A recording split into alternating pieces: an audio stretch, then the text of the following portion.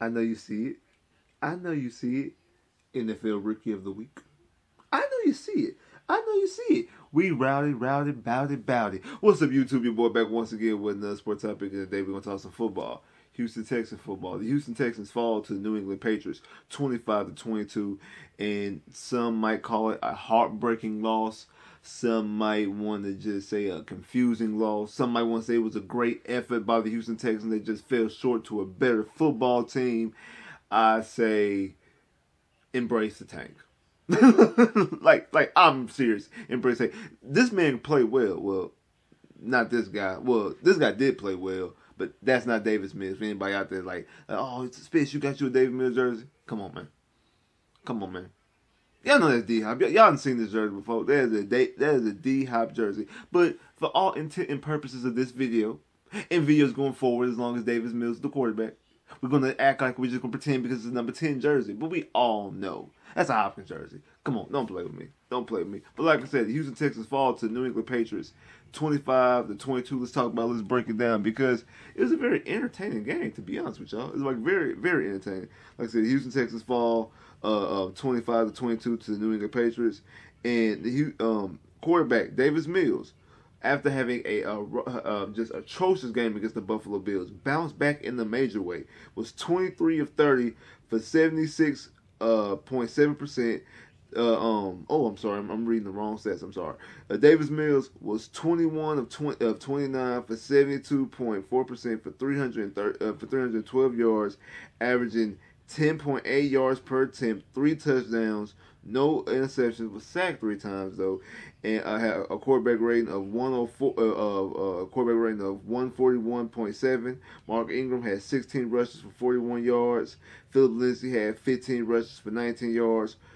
Chris Moore, coming off the practice squad, was targeted 5 times, had 5 catches for 109 yards and a touchdown. Chris Conley was targeted 4 times, had 3 catches for 84 yards and a touchdown. David Johnson was targeted 6 times for 5 catches for 46 yards. Brandon Cooks was targeted 5 times, had 3 catches for 23 yards. And then Austin Leclerc had 1 target for 1 catch for 11 yards. The New England Patriots, Matt Jones, he's the one who had 23 attempts for 23 completions of 30 attempts for a completion percentage of 76.7. Had 231 yards, averaging 7.7 yards per attempt. 1 touchdown, 1 interception, only 1 sack. Had a passer rating of 95.3. Harris rushed the ball for 14 times for 56 yards and a touchdown.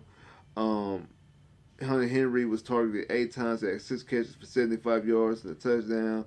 Myers was targeted 5 times, had 4 catches for 56 yards. Nelson Aguilar was targeted 4 times, had 3 catches for 32 yards. John Smith was targeted twice for 2 catches for 27 yards. Now, the story of this game is Davis Mills actually having a bounce back game. And y'all know I've been getting on Davis Mills this whole offseason, during preseason, during the first couple of games. Davis Mills played great. Davis Mills has an A+ game. There's nothing I can say about Davis Mills negative in that game. Even when people have good games, like Davis Mills didn't even have a bad throw. To be honest with you, he didn't have one of those throws like, that could have been an interception. We lucky that was dropped. That was a bad decision. Like, nothing. He had good, crisp throws. And I'm not even, if you want to be excited about this, there's not even the 300 yards and the 3 touchdowns. I know that's what people want to talk about, the 300 yards, 3 touchdowns, no turnovers. It's the way the ball looked, because that's what I look at. It was a first down. It was like a first down that he threw to David Johnson off a slant. I think it was on 4th down, if I'm not mistaken. He hit him right on the money. The touchdown to Claire, when that was a good throw. The way the Titan had to turn around and make sure that he was the only one in the facility to catch it. Even the flea flicker, even the pass we threw, the like 67-yard touchdown he threw to Chris Conley, when he rolled out the pocket. The only thing I can say about that is that it wasn't a bad throw. It was a risky decision because even though he put it right where only Chris Conley can catch it, I give you that. And like I said, it wasn't a bad throw. The only thing is, because I say it was a risky decision because it was to Chris Conley.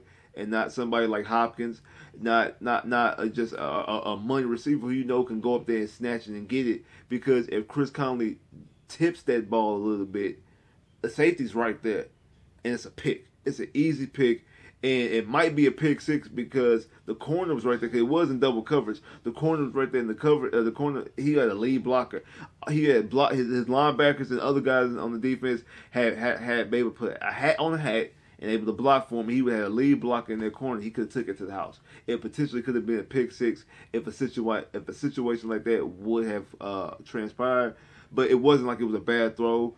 It wasn't like it was a bad decision. I just say it was a risky decision, and that's something that a gunslinger gambles with, and he had the confidence to go out there and throw it. Big ups. I have no complaint about Davis Mills in this game. The Texans did not lose this game because of Davis Mills.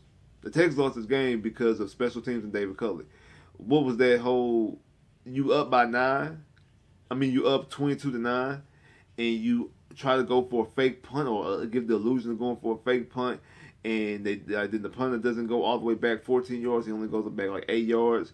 And when he punts it, it bounces off of one of the offensive lineman helmet, and that basically kickstarts the Patriots' momentum to go forward. Like I said, Matt Jones ain't played a great game. Davis Mills looks better than Matt Jones.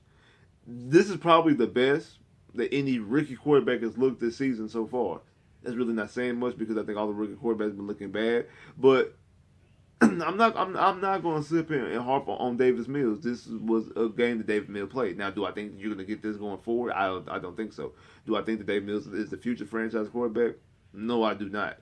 I think this was one of those anomaly type games. It's like just a game that he played. Everything on him was clicking on all cylinders. And actually, the offense started off because they was able to run the football. And when you're able to run the football, it made the decisions, it made play action and little things a little bit lot more easier for Davis Mills, like the flea flicker and things like that, because they were able to run the football. Now, I'm going to give Davis Mills and Tim Kelly this credit, because the first drive was a big boy drive. It was like 14 plays, 15, 16 plays, 11 minutes. That's the best of the longest opening drive the Texans have had since 2011, since a Matt Schaub-led game. That's when you had Deshaun Watson, Hopkins, and Fuller, and all those all those pieces of offense. You couldn't do stuff like this. Now, granted, they also could have scored quicker, but this was remember that whole damn near 2-year stretch that we went with Deshaun Watson and Bill O'Brien, that like from the end of 18, all of 19, and then some part of last year's season, that the Texans couldn't score on the opening drive. And Davis Mills was able to do that easily, able to walk through the Patriots like butter. Now, granted, the Patriots is not a good football team. So I want everybody to hold their horses about the Davis Mills MVP, Money Mills, and he's the franchise quarterback. Don't worry about quarterback draft. Hold your horses on that, because the Patriots are not a good football team. Let's get they were 1-3 going into this game too. Even though they fought good against Tampa Bay last week, hold your brakes. It wasn't. They're not that good of a football team. Lyon Johnson played good, but now it seems like Lyon Johnson might be on the rumor search of the trade market. He might end up getting traded. Like we might, even though he's played well for the last 2 games, got 2 picks in back-to-back games, and really in both games should have got more picks. Justin Reed cost him 1 pick, which should have been a pick in this game, and he dropped one or took a wrong angle against Josh Allen a week ago. Like, so he really should be going on 3 to 4 picks of the season instead of just having 2. And potentially, I mean, the pick he had last week, it was almost a pick 6. So he's played well. Jonathan Grenard is definitely playing well. Jonathan Grenard has some pressures. He's the one who had the sack. He had a big tackle for loss. I mean, he was playing well before I forgot what it was while he was at the game against Buffalo, because he was playing well on the Thursday night game against the Carolina Panthers as well. He had a strip sack in that game. Like, he's starting to come along to his own. Like I said, before the draft, he had natural pass rush moves. He had natural pass rush ability, so it doesn't surprise me that he's able to go out there and see the quarterback and rush the passer. That right there doesn't surprise me when it comes to Jonathan Grenard. But it was also Kindly missing 2 extra points and then also missing the field goal. It kind of makes you think. It makes you wonder if not David Mills, but if Culley, when the Texans like the Texans kept scoring touchdowns, they're like, damn, we supposed to be tanking. Hey, Fairbairn, hey, Misses field goal because he was just missing. Just even though the NFL had a lot of missed extra points for some reason on Sunday, it was just crazy, and a lot of missed field goals. But it just the two extra points and the two field goals. And there's a lot of things that David Culley did that kind of scratched your head if you were looking for the Texans to win the game. I really believe the Texans are ahead of the tank. I really think the Texans are trying to improve their draft stock. I think this is probably the best case scenario for Nick Caserio and Jack Easterby. The Texans were competitive, looked good for the majority of the game. They were in the game. It wasn't a blowout. It wasn't embarrassing. It's something you can hang your hat on. More victories, woohoo! But then the day you improve your draft stats. Improve your draft stats. And y'all know I'm a Magic fan. I know a lot of y'all are Rockets fans. And both our teams have been tanking. Was tanking last year, and I think this year for both the Rockets and the Magic are the same thing. I don't think winning is a priority. I think developing young talent is the priority. I think the Rockets are going to try to develop Jalen Green. The Magic are going to try to develop Cole Anthony, R.J. Hampton, and Jalen Suggs. I say that to say this. I don't think that the winning is the number one priority for the Texans, but the Texans don't have a lot of young talent, so I don't think it's getting experience and advancing their talent. I think the Texans' number one priority, the number one objective, is to improve their draft status. I believe that's what the Texans are going there to do. They're going out there to try to improve their draft status. So they want to give good efforts so the fans won't be mad. But at the end of the day, they want to lose this game. They want to have a top 5 pick. That is the goal of the Houston Texans. That's the reason why you trade Bradley Roby. That's the reason why you hear Lonnie Johnson's name in trade talks right now. Potentially Zach Cunningham before the trade deadline. Potentially even Brandon Cooks. I wouldn't touch Larry Tunsil because eventually, if Davis Mills is your quarterback or you get a quarterback, you're going to need a left tackle. Like I'm not the mindset to get rid of Larry Tunsil because you're going to need a left tackle, and he is a All-Pro, Pro Bowl caliber left tackle. You keep him there. And I move Tyus back to right side because it's not going well. But it's just a whole bunch of things with offense line. And I'll let other people break down the offense line, but don't touch Laramie, in my personal opinion. But I think that Brandon Cooks. And Brandon Cooks has cooled off some because of Davis Mills. Now, when he had Tyrod, he was cooking under the first 3 weeks. He was a top 5 receiver when it comes to yardage in the last 2 weeks because of what happened against Buffalo. And then last week, Chris Moore was the guy who got over 100 yards. He was the focal point of the offense from the passing game against the Patriots. So because of that, I think that Brandon Cooks' stats has calmed down some. I think they probably want to give Brandon Cooks a little bit more elevation, so they could potentially maybe flip him for a second-round pick. Maybe flip Zach Cunningham for a second or third-round pick. Maybe flip Lonnie Johnson for, I don't know, maybe a fifth or sixth-round pick. They're trying to improve draft stock, and they're trying to get more draft capital to potentially move up in the draft. You know, obviously the big fish is going to be Deshaun, trying to get what they can get for him. But that's how they're going to try to rebuild this team, is via the draft. Free agencies, all those type of things. That's the reason why they cut Anthony Miller. They're trying to improve draft style. That's the reason why you go out there mostly on offense outside of Larry Tunsil and Brandon Cooks was really practice squad guys. Like, let's be honest with it. The Texans were really going out there playing with practice squad guys, damn near on both sides of the ball. They weren't. I think they shocked themselves. I think Davis Mills surprised them the way he played, and I think there was just everything clicking on all cylinders. It's like a Fitzpatrick, like Fitzpatrick 6 touchdown type game. You had some what's his name, Jonathan Gray for the Patriots one time got 200 yards rushing in the game. Like you have players that play out of their mind for one game here or there. Is that going to be indicative of they said Kenny Brent, I think, had 200 yards against the Eagles one time when he was with the Titans. Like, yes, that happens from time to time. You have players, fringe players, bad players, mediocre players, whatever, have an extraordinary game. Just everything's clicking on all cylinders. It look like they could be the guy. But they don't put it together consistently. I don't think that Davis Mills puts anything together consistently, like that type of performance. But I will give credit where credit due. And he had a great performance. I would about to say he played well. David Miller played great. I'm not going to lie. I'm not going to sit there and cap. He played a complete great game. No complaints for the way he played. He did not lose the game. They lost the game because of special teams, because of that, and David Culley's decisions, not challenging plays, not calling timeouts, like just bad, poor management from a football standpoint as far as calling the game as a head coach. And I think if the Texans were in an actual competing fashion, we'll be livid on the way David Culley called that game. And some of y'all might be livid on the way David Culley called that game.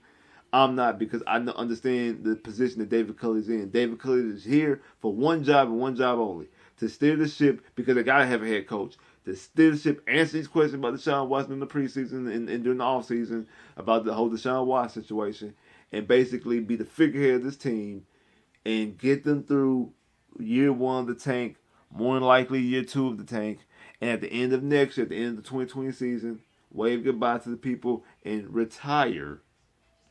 Or go into year three and maybe coach half the season and then get relieved of his duties and get fired. That it's going to be one of those two things. Either he's going to retire at the end of next year and walk away, or he's going to coach halfway through the third season and get fired with 2 years left on his deal.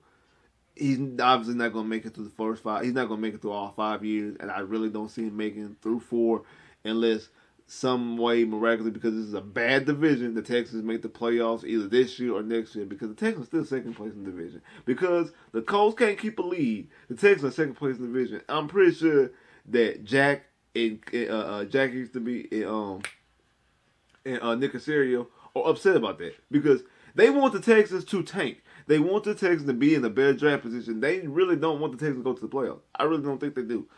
But the division is so bad. Now, we haven't played the Titans yet. We haven't played the Colts yet. We will see about the Colts on Sunday, because the Colts cannot keep a lead against Baltimore. But we're going to see, because the division is so bad. They can fool around, sneak into the playoffs this year or next year. And I think if that's the case, I think David Culley could potentially stick around for a 4th year. I really don't see that happen. I really think he's going to walk away next year, or at the very least, if he comes in year 3, get fired midway through season 3 is what I think.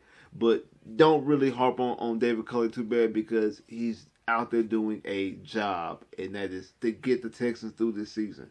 And because it shows Sunday that he's not capable of being a real head coach. If you want to watch this game and really watch this game and act like it's a regular year, everything's regular going on, you trying to get to the playoffs, the team's not tanking, whatever, you'll be livid at the way Culley called this game and coached this game.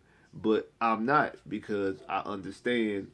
You'll be mad at him and you'll be mad at special teams, and part of this is on Culley, especially the kick return. Not kick return, but the punt and the going for the 56-yard field goal. Those were both on Culley. When they were 3-3 on third down. On 4th down. They kept going for it on 4th down. They constantly kept going on 4th down, and they made it. And they just scored one of their touchdowns on 4th down.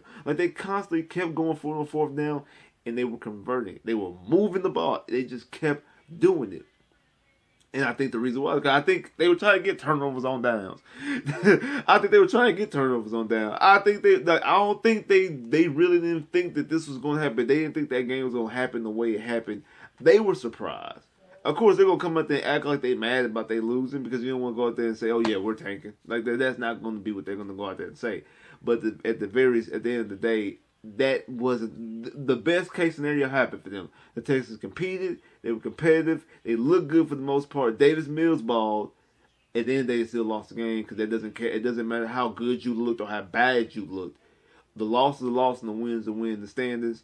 And right now, if I'm not mistaken, I think the Texans are 5th in the draft. So if the draft started today, the Texans are 5th. Now they play the Colts, and the Colts are above them in the standings behind them in the standings, because the Colts lost to the Titans, which is a divisional opponent. The Texans beat Jacksonville, which is a divisional opponent. So the Texans are ahead of them in the standings. That's why Texans are second place in the division. And they could potentially, if the Texans lose to the Colts, obviously they'll have a better record. The Colts have a better record, and they'll just move the Texans back up in the draft standings, which I think is the ultimate goal. Like, share, subscribe if you haven't. Comment below if you haven't. Click that bell, get more videos. I'll holler.